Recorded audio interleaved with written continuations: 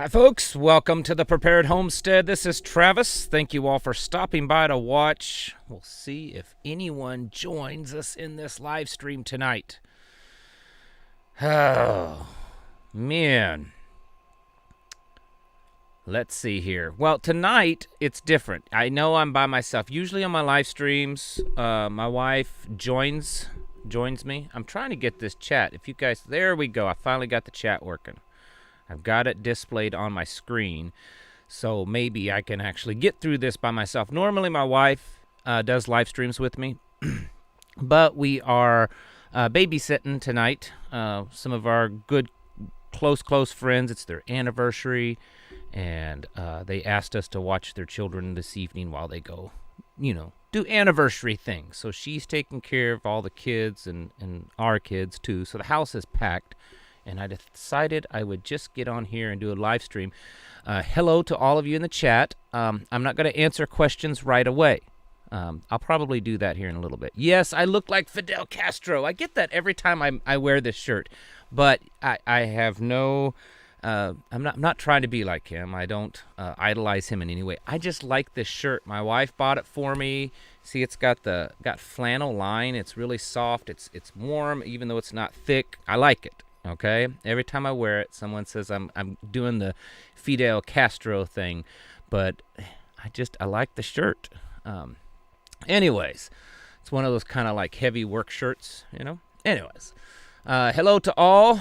See, Idaho, Ohio, North Texas, South Carolina, New Jersey, Indiana. A lot of people in the chat room. Thank you for all stopping by, and hope you're having California. Yes, my wife, if you just got in here, my wife normally does these with me, but she's helping take care of a huge house full, well, not a huge house, but a house full of children right now for some dear friends of ours. So I'm just on it on my own.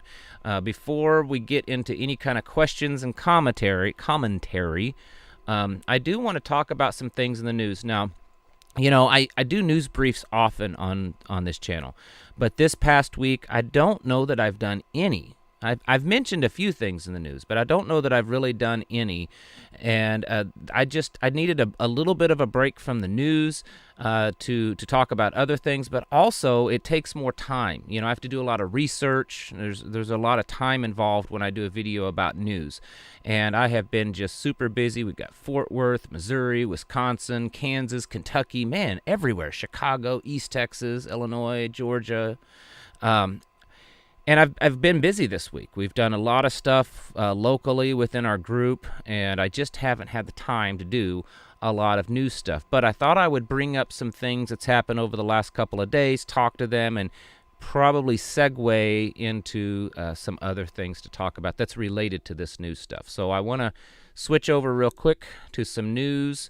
And like I said, I'll get to some questions probably here after a while, but right now I'm just going to focus on this. So Zero Hedge has an article here, 2023, the ABCs of CBDC, Great Reset, and more centralized control. This is my opinion, okay? So it's just my opinion. But I think 2023 is the year for this right here. Now, of course, we've been having that going on for years now, for at least two decades or more.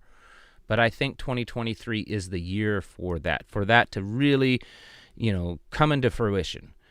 This article talks about how, when broke countries do bad things. And, well, America is about as broke as you can get with almost $32 trillion in debt and an economy that's just, tumbling down. It's a really good article. Never let a good crisis go to waste, which is exactly what's been happening. And it talks about the Great Reset and so on and so forth. This is the year, though, for it. And the reason why I think it's the year for it is because if you read in most of their stuff, they have different dates that are very important to them.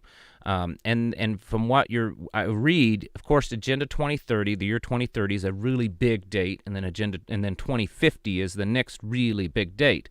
But a big date for them also is 2025. They want most of this digital stuff to be in place well before 2025, or at the minimum by 2025.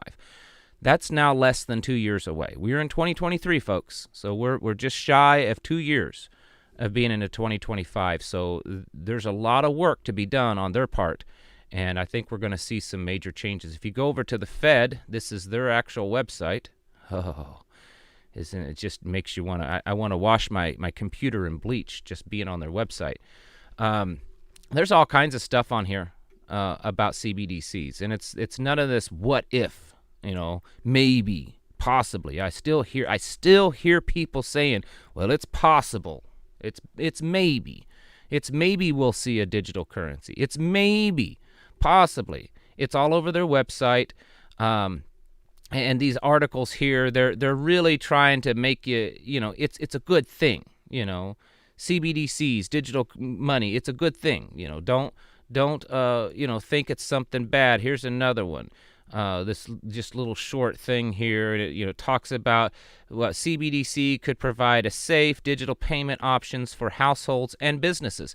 So here's another thing that I keep coming up, because a lot of the more naysayers are the ones that are like, well, okay, so they're going to have a digital currency, all right? So they're going to have a digital currency, but that's only going to be on a corporate and banking level. That's just so that banks can communicate with each other. That's just for, central banks, so that if the Federal Reserve wants to send money to the Bank of England, that's what that's for. They already have that, folks. Right here, could provide safe digital payment option for households. Households, folks. That's not corporations, that's not banks, that's you and I. It's you and I. So it's happening, whether you like it or not. I mean, of course, we want to prepare for it. We want to find alternative solutions to that. But the fact is that central bank digital currencies are a thing.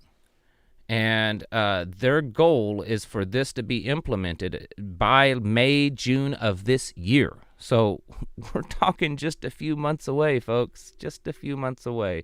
Speaking of economic stuff, Alan Greenspan, man, is that guy still alive? Apparently. I haven't heard from him in a while. But former chair of the Federal Reserve of the United States, Alan Greenspan, warns that if China invades Taiwan, it could trigger an economic black swan event that could affect economies worldwide. Now, just for a second, realize that, yes, I see the Fidel Castro comment in the that's funny. You can laugh all you want. It's a comfortable shirt. I love this thing. I'd wear it all the time if I could. Anyways, someone like Alan Greenspan, former head of the Federal Reserve, this guy's in that know catalog. He's in the know, right? And so, a lot of times they use the former, like the former CIA director, the former, something BlackRock or whatever. A lot of times they use those people to kind of push their agenda or to get a message out. I'm not saying that's what's happening here. I'm saying it's a possibility. So we have the former chairman of the Federal Reserve saying that when China, and it's probably a when, not a if, they just got to be politically correct and, not say too much. But when China invades Taiwan, it could trigger a black swan event. So just thought I would put that out there, that you should probably be, that's, and I'm sure this is all orchestrated, controlled, and planned out, because they want an economic black swan event, because that would make this central bank digital currency stuff so much easier on them. It's just like the whole pandemic made all of these other restrictions and control in our life so much easier. I mean, do you think that if 3 or 4 years ago they just came out and said, we want you to not leave your house, okay? You can't leave your house. You have to shut your business down. You can't send your children to school anymore. All of you churches, you have to close your door. People would have laughed, right? But then we had this, health crisis. Everyone got terrified, and then they said to do those things. And everyone's like, oh, yes, sir. Yes, master. Yes, master. We'll do it. Yes, master. We'll do it. We'll do it, master. Whatever you tell us to do. And so now they've got that solidified in people's minds, so that when they do it again, and it's because of an environmental reasons, global warming stuff, they'll do it again. Same way with CBDCs. A lot of people may not accept it at first, but if it's the only option, because the economy's collapsed and your paper money is about as valuable as your toilet paper roll, then you'll probably accept it, or at least many people will. Maybe not you, but many people will. So don't be too surprised if this isn't foretelling the future. Speaking of Taiwan, U.S. warships sail through the sensitive Taiwan Strait. It really upsets the Chinese. Of course it does. I mean, that's just a given. It does. And so it's this constant, drumbeat towards war over there. Moving to other things, world food prices hit record high in 2022. You already know that because you've been buying the groceries for the last 12 months. And the thing is they're predicting that they'll be even higher. The most conservative number that I have seen so far were an estimated 4 to 5% higher than what they were in 2022. But I mean, the sky's the limits. They, averaged. Averaged 143.7 points in 2022, up 14.3% from 2021. I mean, it could just keep going up higher and higher. Egg prices are absolutely ridiculous. We have chickens, but they stop laying, a lot of times for a little bit. So my wife bought some eggs a while back because we haven't been buying eggs and I don't know when. And she was like, "Did you realize what egg prices are right now? Oh my goodness!" Yeah, that's the truth.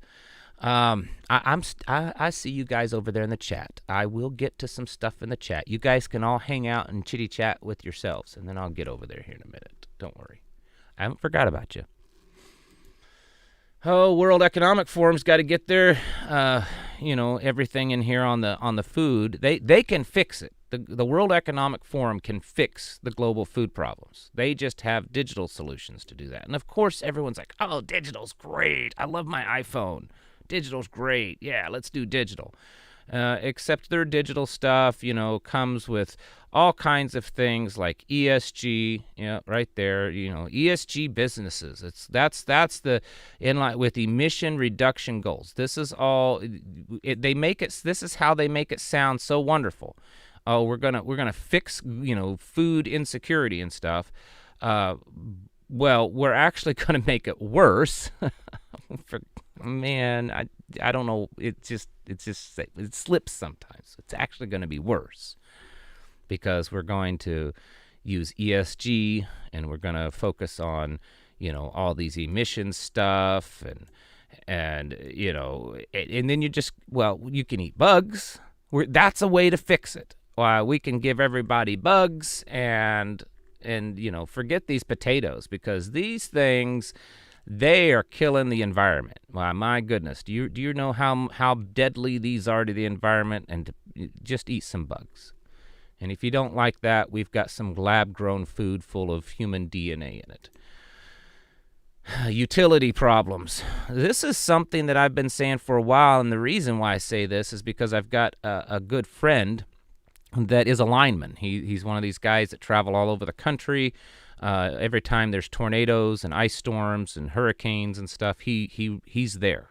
Every one of those big events that's happened in the last couple of years, he's been at every single one of them. And he's been telling me about this. Utilities sound alarm over distribution transformer shortages as procurement times surpass 1 year and cost triple. Well, it's way more than a year. What this means is these little guys right here, see that's a transformer, and they can get bigger, but that's the small ones. I don't know anything about them. I don't even claim to be any kind of expert here. But it has been a year to 2 year average of replacing these. So all of these attacks that we're seeing, these little attacks where they're, taking out small transformers and small power stations, it's a bigger deal. I mean, other than it being an act of terrorism, it's a bigger deal than what a lot of people think, because there's not a whole lot of these right now. A lot of these are made overseas, and ever since the whole health crisis and the supply chain issues, this has been getting worse and worse. This article says, if I can find it down here, here we go, that the cost of these transformers has gone up 20 to 50% since 2020. So in the last couple of years, there's been a 50% increase. But here's the big deal. This is even worse. The time to procure equipment has grown from, on average, 20 to 39 months, up from 16 to 20 months. So it used to be a year and a half to 2 years to get one of those things. Now it's 2 to almost 4 years to get some of these transformers. And then my friend of mine that's a lineman, he said, in the really big transformers, not these little ones that they hang on the pole, but the really big ones, he said it's almost near impossible anymore to actually get them. They're so far backed up. The components are hard to get. And so every time you see another one of these, and they're popping up every once in a while, more and more, where they attack the grid somewhere. Also think of this. It's getting harder and harder to replace these things because they're so backed up. Another thing that's backed up and you can't find, and that's children's Tylenol and other children's medicines. This is just, it's getting worse instead of better. Not that you should really be giving your children Tylenol. I don't know why, but you really shouldn't be giving your children Tylenol. I'm not a medical expert. That's my opinion. You can look it up and figure out why you should or shouldn't. But the fact is that children's medicines are becoming harder to find because of all this scary, scary health stuff going on. Yeah. Anyways, manufacturing, even though there's shortages, well, maybe this is why. Manufacturing industry has shrank, almost record numbers of shrinking the going on because the economy is slowing down. Now, we are constantly told that the economy is the strongest ever. But here we've got gold prices have rallied in the last few days. The U.S. dollar, it says here in this article, talks about, the dollar index fell on Wednesday. So, the dollar's just slipping constantly. We've got gold going up. We've got manufacturing going down. We can't get the stuff that we need. Amazon's cut 18,000 jobs, along with all the other tech sector jobs that's been cut. But yet it's such a great economy. No, it's not, folks. We're watching the shutdown, basically, of our economy. Like I've used the analogy before, it's like a train. You have a big old, long, huge freight train, and it's running full steam, or well, they don't run on steam, but you know what I'm saying. And then you walk over and you throw the brakes. What happens? Well, it takes a while to stop that train. It takes a while, and I think that the whole health crisis, that was throwing the brakes, and it's taken a while for that train to stop. But we're starting to see the signs of what happens when you throw the brakes on the U.S. economy. It's a big thing. It's the biggest. But it will shut down. It may not shut down overnight, but it will shut down, and we're watching that little by little chip away, one thing after another. Joe Biden should be really, really proud of himself. I was, and I wasn't, and then I'm not, and then I am. I don't even have a little graphic for you here to watch, but I'm sure everyone wants to talk about the fact that we have a new Speaker of the House. Personally, I don't care. Maybe I'm just becoming that cynical. I don't really think that it matters anymore.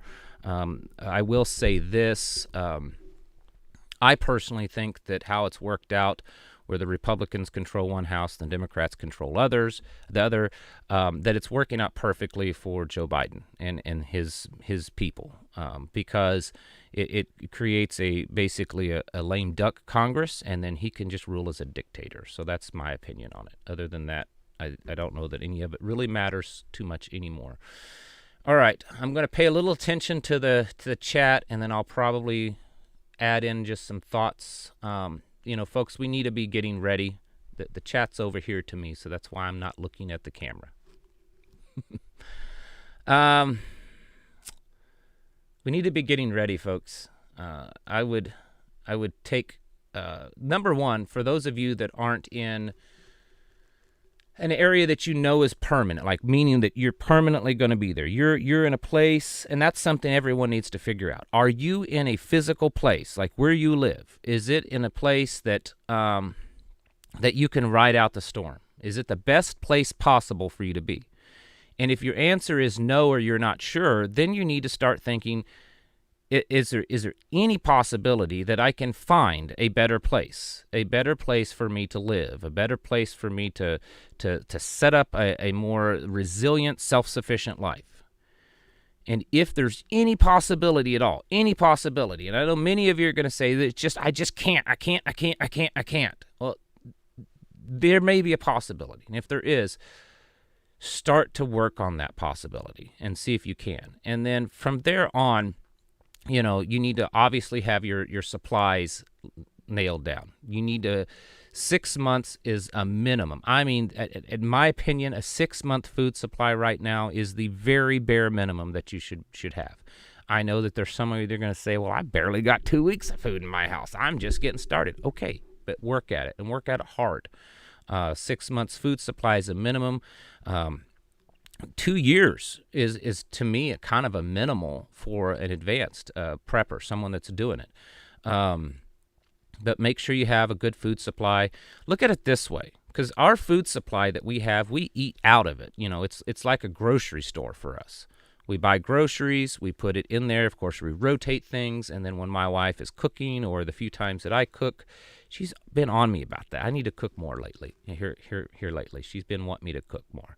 But anyways, we go to our own little grocery store and we shop out of it. Now, here's the other advantage. I mean, not only do we have enough food to live off of for a while, but the meal that my wife cooked today and the meal that she made for yesterday and all that kind of stuff, we paid a whole lot less than what the average person would be paying for a meal that they cooked right now, because the food that we're cooking it with, we bought a year or 2 years or whatever ago. So it's economical. And we know that we just watched, food's going to keep going up. So even if you bought your 2 years food supply right now, in a year or 2 years when you're eating that, and of course you're replenishing it, but a year or two when you're eating that, you're saving money, because you're eating a meal that costs less because you bought that food a year or two ago than what you would at that current prices, which is only going to get worse. It's only, even all the, hey, boss man, thank you, brother. Wife is not on, in case some of you tuned in a little bit later. I know my wife usually does the live streams with me. We are watching some good friends of ours' children. It's their anniversary today, and so we said, yeah, why don't you guys go out and we'll take care of the kids this evening. So she's in there watching the kids, and I'm doing this. That's why she's not out here. But anyways, food, water. I mean, get your basics: shelter, food, water. That's the first three things: shelter, food, water. You want to have store as much water as you can, but water is hard to store in large amounts. So you want to have ways to purify that water, filtration methods. You want to have access to a water. Do you have a creek, a pond, a river, a lake, a stream? If you're just depending on just a well or just the water from the city utilities, that's not enough. There's rainwater collection, and other methods. It's more than just one method that you can go with. So be exploring other methods to. If you want to put up a swimming pool, are you capable of putting up even a smaller, 12-foot, above ground swimming pool? One of those ones from Walmart. That's water. Okay. So work on those three things, and then you want to have your self-defense stuff down, and then you also want to really be working on community. I know I have been beating that drum a lot lately. I really have. I'll admit it that I have, because it's an important thing to. I got a piece of dust flying around or something driving me nuts. It's because it's important. It's important to have other like-minded people. I know it's hard, but it's very important. And then, folks, you need to understand that the most likely scenario, I think, wow, from Tokyo, welcome. Didn't know I had anyone from Tokyo, Japan watching the show. Um, my opinion, the scenario that we're going to be experiencing, especially when you go back to, let me pull it back up just for, I don't know, because I want to. Well, if I can get my little mousy mouse to work, this stuff here, these CBDCs and the digital currencies and the other day, the 15-minute cities and the digital IDs and the passports and the smart meters and the ESGs and the, controlling where you can drive and you're controlling your electric vehicle, all that kind of stuff.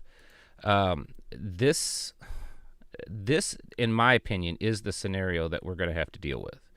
I don't think it's going to be some kind of Mad Max,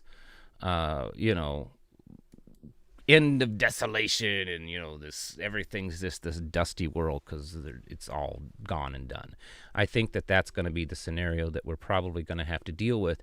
And so the idea of there being things to eat, there probably will still be things to eat. There'll still be doctors and medicine and all that kind of stuff. You just won't have access to it. And so that's why we have to learn to live outside the system. Learn to build alternatives to all of this. Let's see if there's any question. If you have a question, if you want to put it in like all caps or something like that, it's easier for me to see. I'll scroll up here and see if there's anything. It looks like just conversation going on. Hopefully, the conversation is civil. I try to not censor and control it because I hope that people can all be adults. And of course, so many times I'm proven wrong. Anyway, England. Someone's from England. Man, people from all over the world tuning in tonight. Someone said they were eating a cup of soup. That sounds like a pretty good thing. Haven't eaten much today. Haven't had much of an appetite. Got some sinus stuff going on, and maybe it's the sinus drainage. I've just not much of an appetite. From Iceland, man, we're getting out there. Iceland and Tokyo and England, man, that's kind of cool. But seriously, this is the year. I've been watching Manuka Honey. Yes, greetings from New York City, New York. Welcome from New York and from California. I've been seeing a lot of stuff. Every time I read something, even if it's not like directly World Economic Forum, Great Reset stuff, it'll just be like, some article about, a city, and they're like, oh, yes, they're hoping to upgrade to a new type of, grid thing, or upgrade to some new computer system, or upgrade to this. And it's always, they're hoping to have it done by 2025. They're upgrading to some new efficient this, hope to have it done by 2025. That's a big goal for them, is to have a certain percentage. It's kind of like those of you that's worked in big business and stuff. If you have a goal, if you want to have something done, in 5 years, okay, or 2 years or whatever, usually you have how much you want done at the halfway point. The total complete goal is to have it done in 2 years, but in 1 year, you want to have at least 60% of the project completed within 1 year. When you write these proposals up and everything, you don't just have, well, we want it done by this time and that's it. You have, steps through the, in 6 months we want this much done, and in 12 months we want this much done, and the 2 year mark we want it completed. And that's what they have done. If you read into their literature, 2030 is where they want things pretty much kind of wrapped up, which isn't that far away. That's like 7 years, folks. But if you read a lot of their goals they have set by 2025, they want a lot of things kind of wrapped up. These 15-minute cities that I've been talking about, and several other people here lately, that's one of them. In England, there's some of these cities that they've already started the process. They want it pretty much done by 2025. Paris, Portland, Oregon is one that they're working on. Melbourne, Australia, Milan, I think, is one of them. There's different cities around the world that they're working on, these 15-minute cities.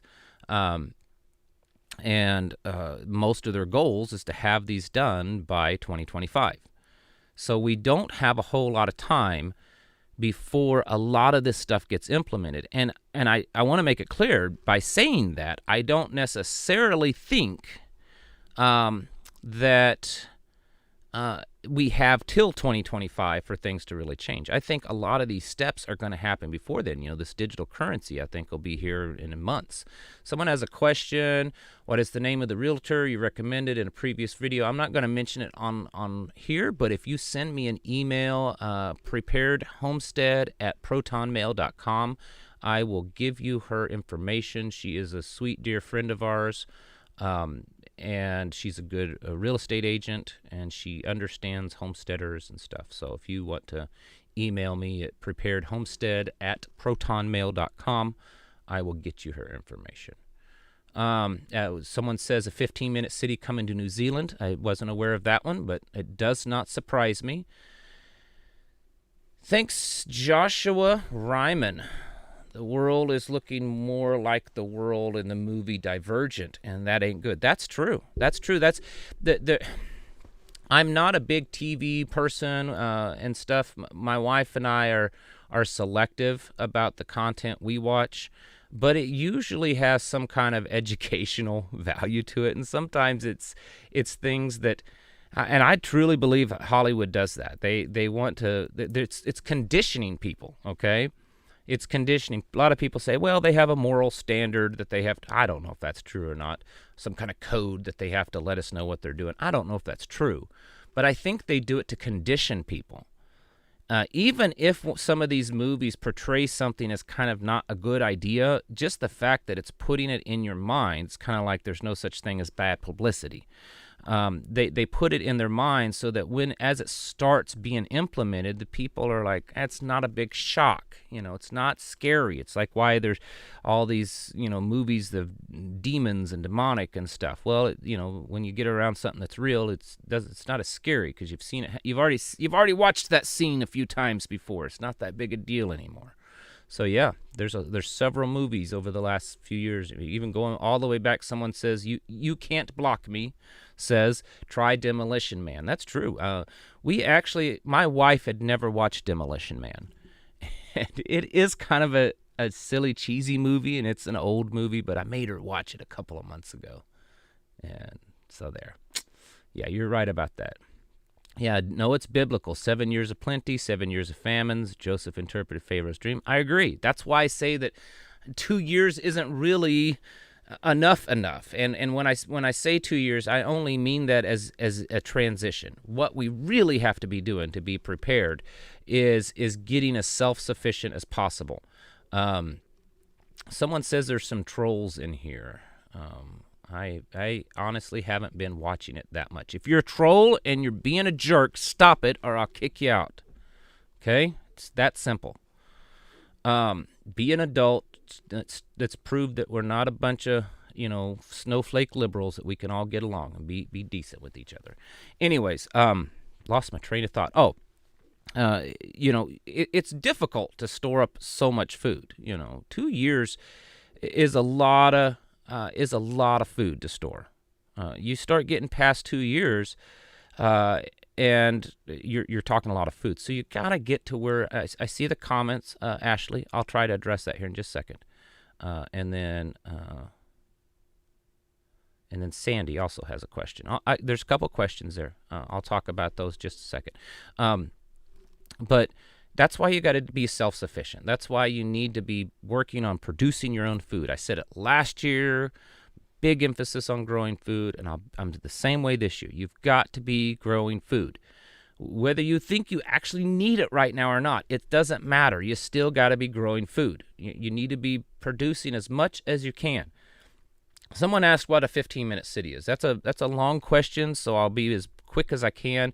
It's a World Economic Forum thing. They actually had a video on it. You can, if you get on YouTube or Twitter, I think, if you Google 15-minute city probably World Economic Forum. You'll probably come up with that video. But anyways, the idea is you take a big city and you break it down into small little districts or precincts, and you make it so that within that little that precinct or that district, that pretty much everything a person needs in that district is there, so they don't have to leave it. They're 15 minutes from a doctor, from a store, from a hospital, from whatever they need.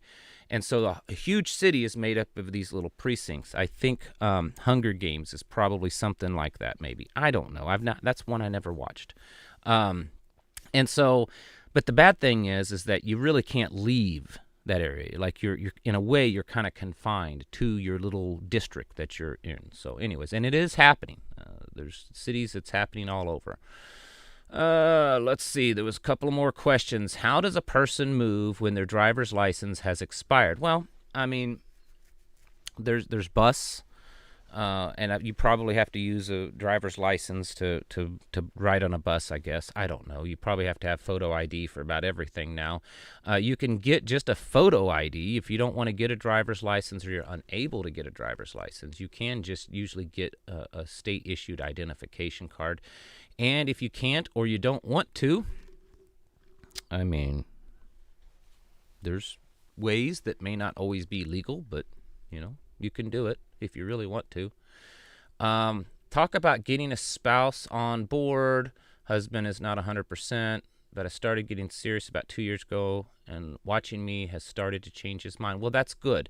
Don't be too condescending and pushy, but yet you do need to kind of pick things up, okay? Try not to get him to watch. Don't push him to watch like the really scary videos, the ones. Man, some of mine probably aren't the best. There's a few of mine that I would definitely say are good, but there's others, so don't get him to watch the sky is falling, it's all starting to burn videos. Get him to watch videos of how, you could start off with natural disaster stuff, hurricanes, that kind of stuff, and say, wouldn't it be smart to be prepared for that? Okay, yes, so that's pretty easy to get someone to accept that. And then move from there to, well, all of this pandemic stuff, all of this stuff that we've been going through, well, what if it gets worse? Because a lot of the news is saying that it could get worse, the supply chain stuff. What if we did go to war with China or Russia? I mean, wouldn't it be smart to have it? It's like insurance. It's just like insurance. You have car insurance, health insurance. You have insurance on insurance. I mean, insurance is everywhere. This is no different than that. It's a little bit of an insurance policy. Just keep at it. Missouri, it has a personal ID if you just have a birth certificate. A lot of states are that way. I don't know if they're all that way.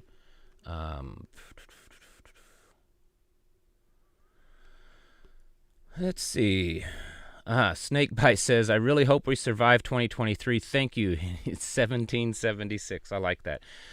We can. We can. I mean, the Bible doesn't promise us that everything will be great. But number one, we have to have faith in God the Father and His Son, Jesus, Yeshua, and trust that they will be there as to fill in the gaps of what we can't do, okay? I get a lot of people, it's funny because I get people criticizing me for one thing or the other.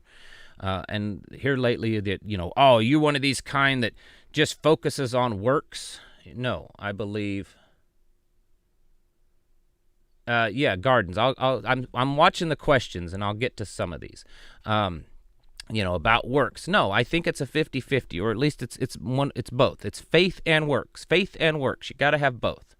And, we can't, it's be like me sitting here saying, oh, I know I need food and water to keep me alive, but I'm going to have faith that God's just going to provide it for me. I'm not going to go get a job. I'm not going to go to the grocery store. I'm not going to make it. I'm not even going to put it in my mouth. I know this is extreme, but I'm just going to have faith He's going to keep me alive. No, we have to go out and we have to do things. When the Bible says that, look at the sparrow and the birds, that He takes care of them. Well, He does, but He doesn't pick the food up and put it in their mouth. They have to go out and they have to find it and they have to store it away and stuff. He makes sure that it's there for them, but they still have to work for it. It's the same way with us. We have to do as much as we can to prepare for bad times.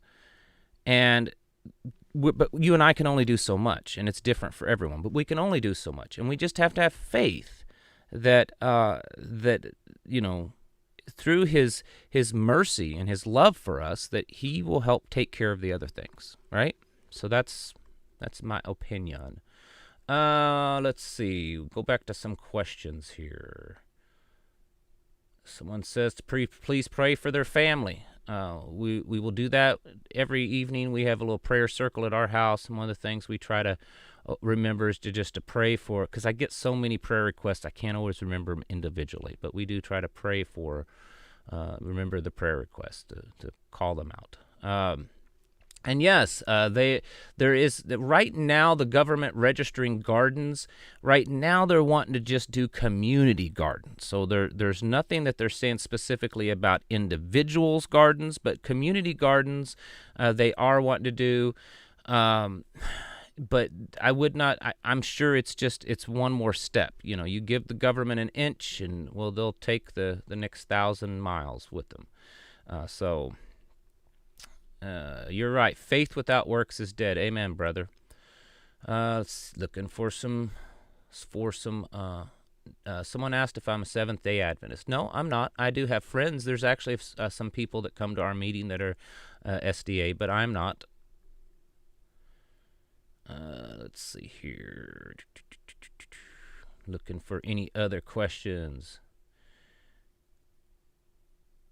Yeah, someone says you take a bus, but you can't end up just going anywhere. You got to have a place to go. That's another thing. People, you talk about, I'm going to go bug out when it gets bad. Well, where are you going to bug out to? I'm just going to go out in the woods, and I'm going to live off the land. That's a real, real bad idea, if that's what your plan is. You're just going to randomly go out into some woods. Well, what if there's other people that beat you there and they shoot you? I mean, there's all kinds of things. You need to have a plan. That's all right, Terry, Brian Terry. I know you're late, but it's all right. So don't worry about it. We won't give you a tardy slip for being late tonight. What happens to money outside of bank if it goes digital? Well, if everything goes to the digital dollar, anything that you hold, like I'm assuming you're talking about paper currency. You said outside of the bank. So paper currency, it's worthless. That's what would happen. My personal opinion, and I don't know, this is just me guessing, okay? So don't hold this against me. It's just me guessing that there will be some kind of transition, that it'll be available, and, because this is what's happened in a few other countries that are a little ahead of us, that it'll be available, okay? But it's not like you have to, force it. They're not forcing it on you. It's just there. And then there'll probably be something happens that causes the U.S. dollar, the paper money, to lose its value. At some point, the paper dollar almost has to be worthless, has completely valueless, to make this transition happen. Because what they're wanting to do is they're wanting to compete against BRICS and the Chinese yuan and all that kind of stuff. And I maybe I'm wrong. Maybe paper money will always have value. Maybe the paper dollar will always have value. But I just can't see it working the way that they're wanting it to work, the way their long-term plans are, if the paper money loses its value. And if it goes digital, eventually, maybe not overnight, but eventually, yet paper money that's not held inside of a bank is it's worthless. If you don't know what that looks like or what that means, go start looking, do some searching online for Venezuela now. In fact, you could look up Venezuela, I don't know, art with money. I don't know. Maybe I can do that.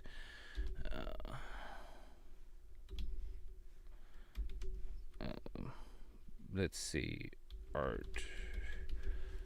Let's see if we can find some pictures really quick on here. Maybe. Here we go. Yep.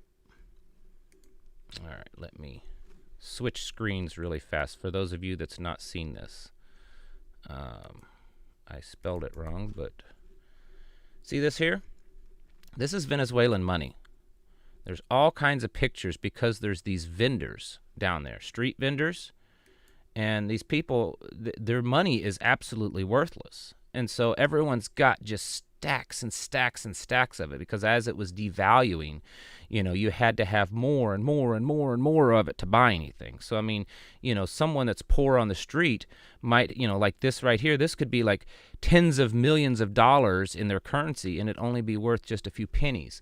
And so there's just tons and tons of their currency floating around.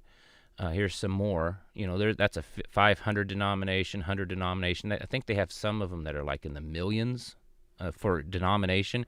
And so they're taking their money and they're folding it up, making little origami things like that, so that they can sell it and make something out of it, because the money itself is worthless. So that's the reality. And this whole thing with Venezuela is nothing new, because you go back into the 30s in Germany, when the Weimar Republic, their currency collapsed there. Their mark, was it marks? German marks? Yeah. They were doing the same thing. There's old pictures of them using their paper money to wallpaper the walls of their house, because and burning it in fireplaces and stuff like that. So,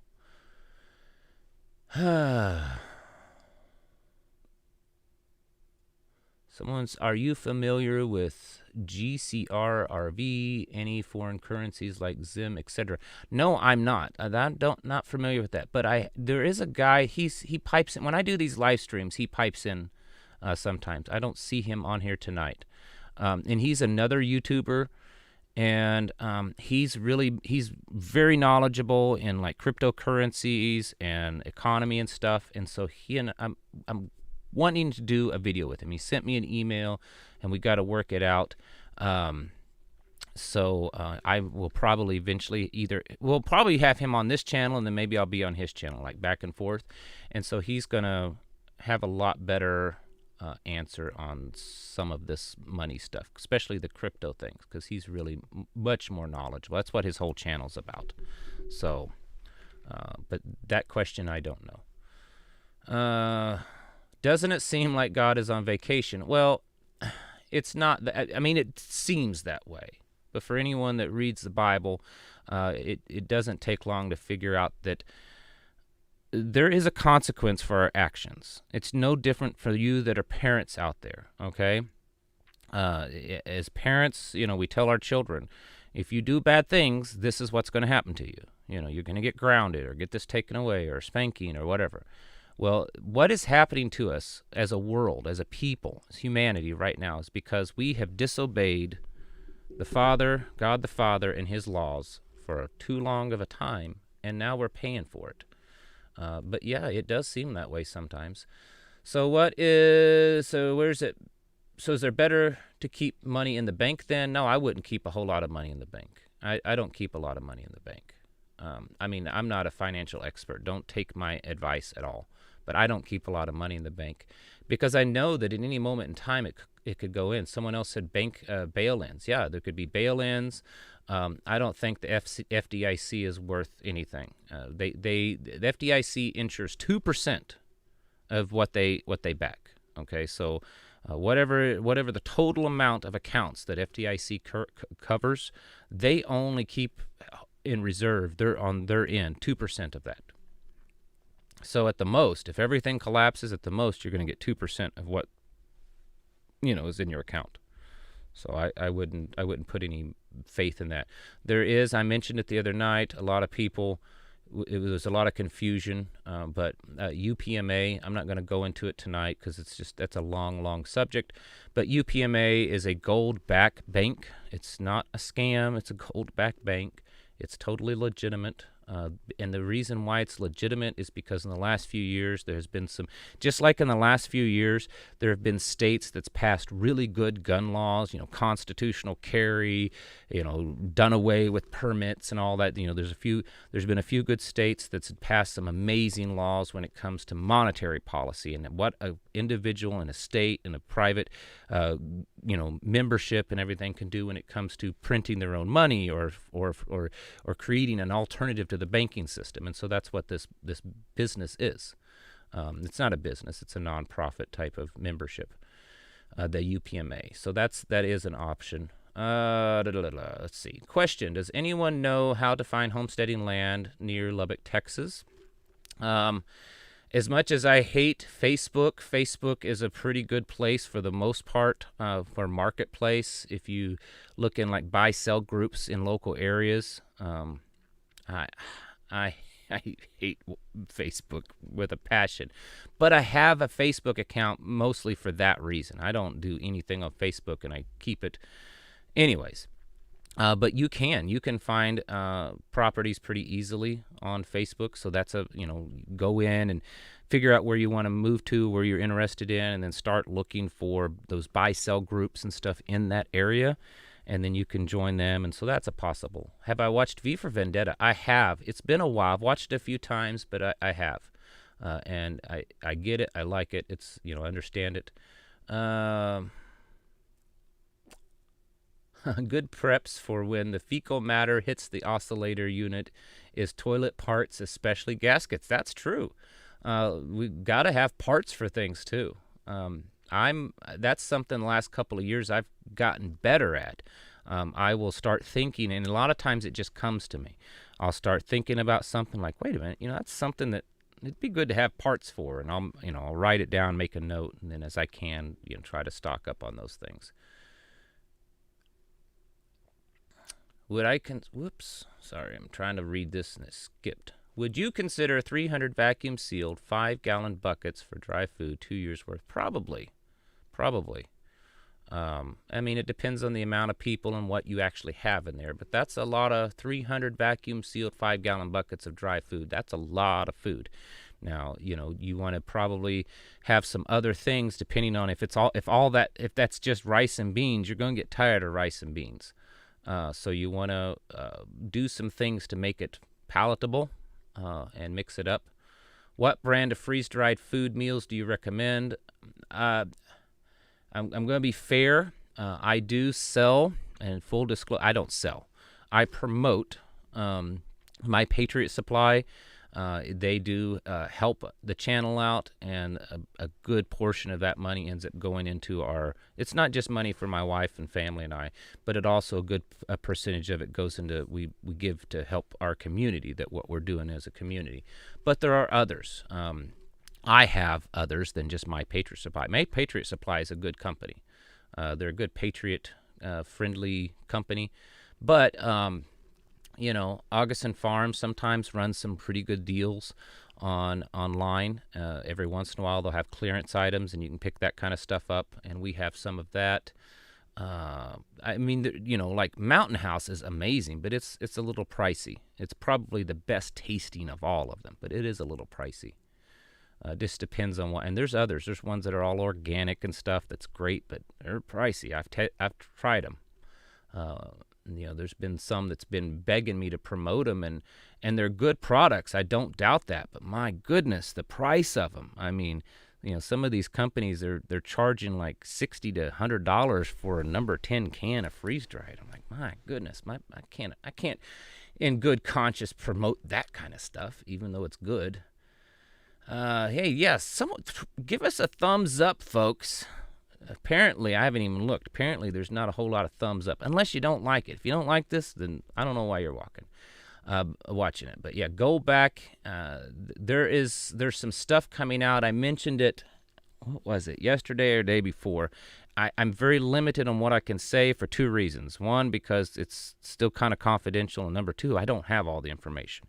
But I will tell you that I was in on a really amazing Zoom call the other night with a group of people that do have the money and the influence and everything to get this going, and it's already going. It's getting close to being unveiled.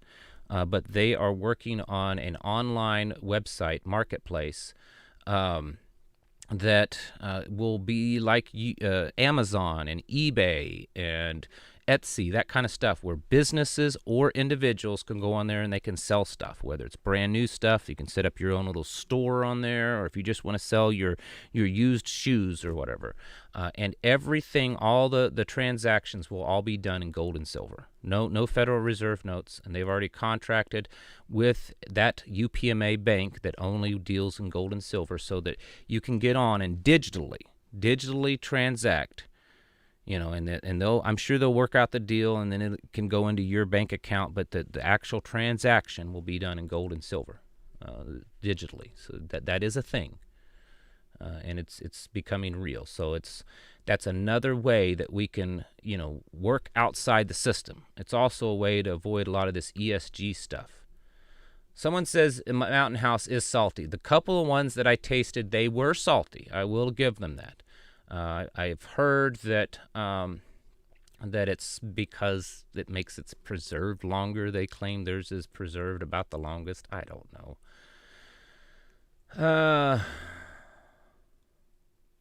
Does the Spanish stuff affect us all? Are we talking about, I don't know what that means. Torah commandments equal instructions. Amen, Renee. Amen.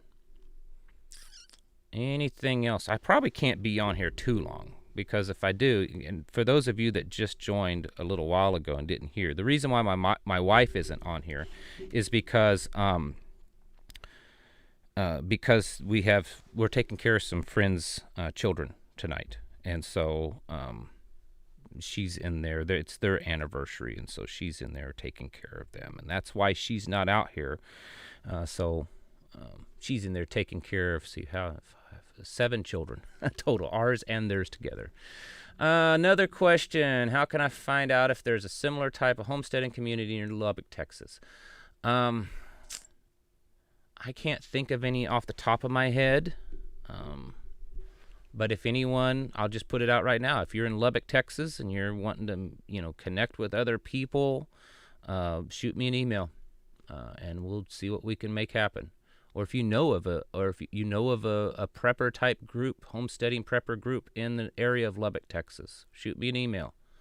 We'll see what we can make happen. I can't promise anything, but we've had a pretty decent success rate of either helping people find existing groups or even getting some groups started. So that's a good thing. Canned food can store just as well as freeze-dried food. It has a longer shelf life than what most most of the companies put on it. I mean, especially if canned food is properly stored, it needs to stay within a certain temperature range where it's not freezing and getting too hot. And I have certainly eaten canned food that's been expired probably 5 years or more. But there is a risk, because it could get icky and make you sick. But yeah, you're right, it does. Proverbs 31, woman, that's right. I have people all the time asking what I believe and all that kind of stuff, and I just don't want to go into it all the time. But I will give you this.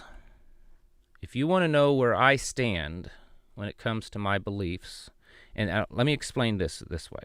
I don't like labels. I don't like putting a label on something on myself, because to me it conforms me into that box. And there's far too many people out there today calling themselves a this or a that when it comes to beliefs and the Bible and stuff, and I feel that it's being diluted down, okay? So the best way to describe me is if you go look up Revelation 12, verse 17, and you'll find out that's me. I mean, that's how I believe, especially the second half of that. Anyways, I'm going to be wrapping it up soon, so if you got any really good questions, better jump in, because we've got to get ready for this year, folks. I think that I would guess that in 12 months from now, a year from now, the amount of stuff, I have at. Do you think 300 buckets of food would be, I think so, yes. Yeah, I said that earlier, but maybe you missed it. I think that probably would be considered 2 years worth. But it all depends on what's in there. But probably is going to be 2 years worth. Probably more than that, depending on what's in there. Let's see. Where was I? Again, the rate at which things are going, and I think a year from now, I think we're going to, 300 buckets is a lot, but it depends on what it is. Something happened to Ice Age Farmer. I think he is still posting on like a Telegram, I think. I don't have to, I got off a Telegram. That got it driving me nuts. But anyways, A year from now, I think we're going to see a whole different world than what we have right now. I think it's going to be just, I think is a lot that's going to change over the next year. And, okay, someone says you can't block me as being rude and disrespectful. Dude, whoever you are, cut it out, okay? Just cut it out. Just stop. Walk away. Not every fight has to be fought, okay? Sometimes you just need to walk away. Is 5 acres enough? Yes, if it's the right 5 acres and if you work hard at it. If it's 5 acres that's up and down and just filled with rocks, maybe not. Someone says he's not on Telegram. Then I don't know. Maybe he still has a Patreon channel. We're talking about Ice Age Farmer. I don't know what really happened there. He just kind of dropped off, and for a long while he was only posting on Telegram, but honestly, I don't know. We had communicated for a while several times, and then he stopped responding, privately communicating. I really don't know. I wish I knew. 5 acres is enough if it's the right 5 acres, if it's a good fertile ground, if it's in the right location, that's fine. But if it's not, you might need more. People don't store enough high quality protein. That's true. Protein is going to be is a hard one. You can store a lot of carbs, but protein, is 1 acre enough? They're getting tight on 1 acre. Again, if it's a really good 1 acre, you can produce a lot of food on 1 acre. You're going to have a harder time producing the protein, but I mean, you can certainly produce a lot of chickens. You could have a good garden and a good amount of chickens, but it is getting harder the smaller you get. You know, when you get under 5 acres, you're starting to get tough on being able to produce enough. And then here's the thing. Here's something else that a lot of people don't think of. When the smaller the land, then the odds are the closer you are to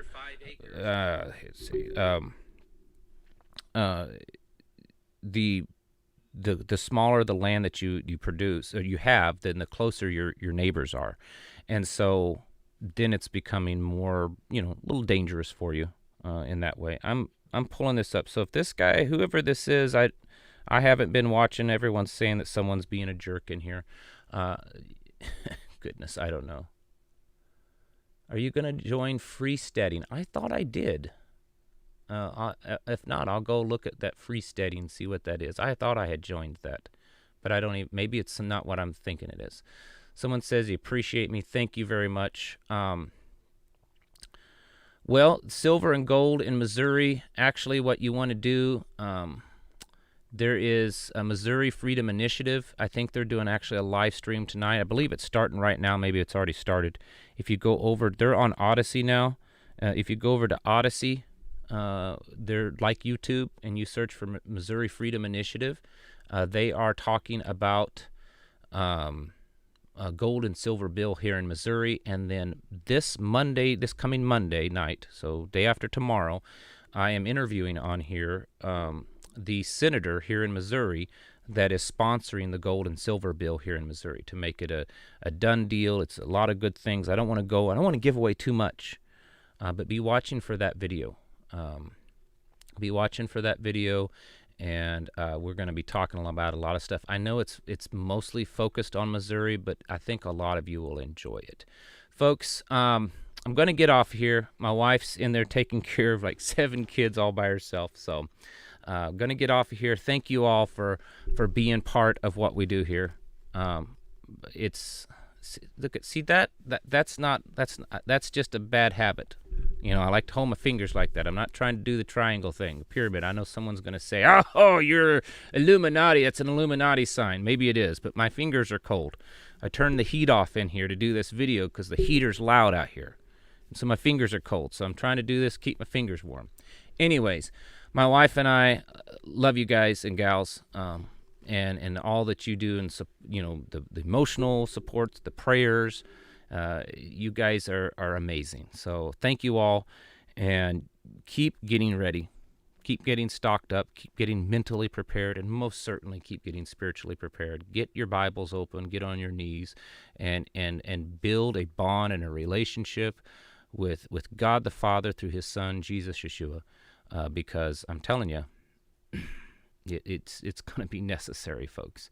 Folks, thank you all for watching, and I'll catch you in the next video.